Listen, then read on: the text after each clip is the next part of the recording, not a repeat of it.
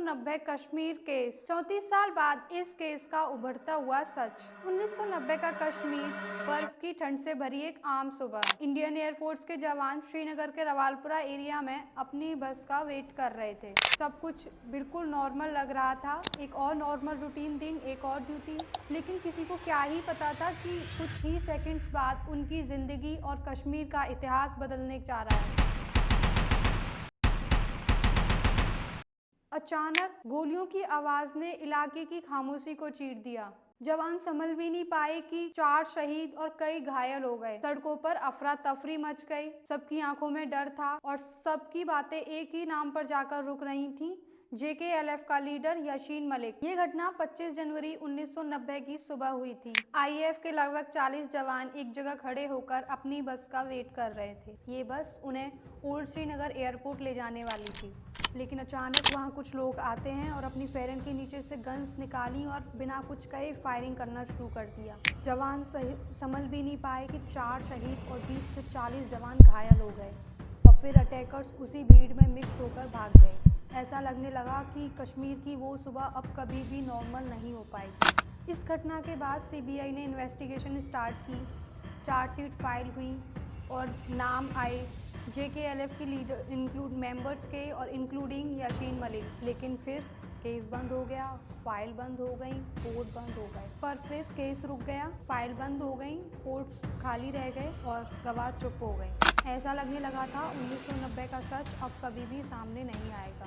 लेकिन 2025 में सब बदल गया। TADA कोर्ट श्रीनगर ओल्ड थोड़ी सूनी पड़ी कोर्ट रूम में 2 नए गवाह सामने आए जो 1990 में खुद वहां मौजूद थे, जिन्हें गोलियां लगी थी लेकिन जिंदा बच गए। 34 साल पुरानी चुप्पी एक पल में तोड़ दी। कोर्ट रूम में गहरा सन्नाटा छाया हुआ था कि तभी वहां एक गवाह सामने आते हैं, फॉर्मर IAF जवान, और बताते हैं कि हाँ, मैंने देखा था, शूटर यासीन मलिक ही था।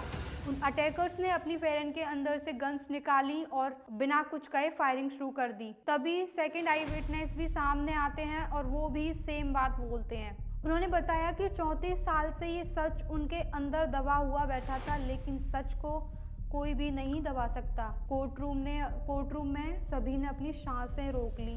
प्रोसिक्यूशन को वो सब मिल रहा था जिनका उन्हें डिकेड से इंतजार था, direct, clear I witness identification. वही यासीन मलिक जो आज दिल्ली की तिहाड़ जेल से एक वीडियो लिंक पर कोर्ट अटेंड कर रहा था। 2020 में कोर्ट ने कुछ चार्जेस फ्रेम किए थे, लेकिन उसका फुल ट्रायल 2025 में भी स्टार्ट नहीं हुआ। पर अब आई विटनेस टेस्टिमनी ने इस केस को एकदम रिवाइव कर दिया है। पुराने सबूत सामने आ रहे हैं, फाइलें खुल रही हैं और प्रोसिक्यूशन पूरी तैयारी कर रहा है। 34 साल किसी एक आदमी की ज़िंदगी को बदलने के लिए बहुत होते हैं, पर क्या देश का न्याय इतना वेट कर सकता है? 1990 के शहीद IAF जवान, उनके परिवार और उनके बच्चे, क्या उन्हें 2025 में न्याय मिल पाएगा? रवालपुरा की वो सुबह सिर्फ एक टेरर अटैक नहीं थी, वो उन 4 शहीदों की कहानी थी जो ड्यूटी करते करते बिना किसी वजह के मारे गए। 34 साल बाद वो सच कोर्ट रूम में खड़ा है, गवाह बोल रहे हैं। तो देखना ये है, क्या 1990 का सच 2025 में सामने आ पाएगा? क्या शहीद जवानों को न्याय मिल पाएगा? Thank you.